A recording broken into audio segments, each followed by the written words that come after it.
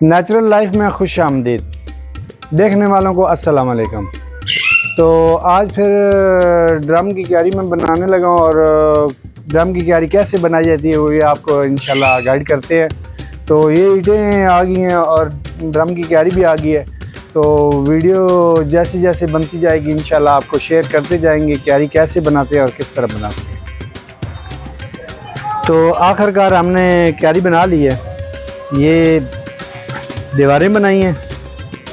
नीचे इनकी चुनाई जो हमने पहला बार प्लास्टर से किया है, दूसरा बार हमने मट्टी से किया है, तीसरा बार फिर मट्टी से, चौथा बार फिर प्लास्टर से किया, आखिरी बार प्लास्टर से किया है तो सीमेंट से किया है।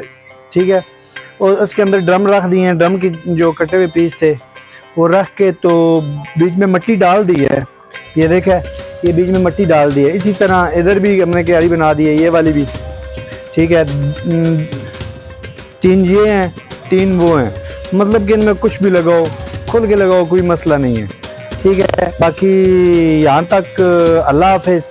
तो दुआओं में याद रखना और हमारे चैनल को लाइक और सब्सक्राइब और शेयर लाजमी करना।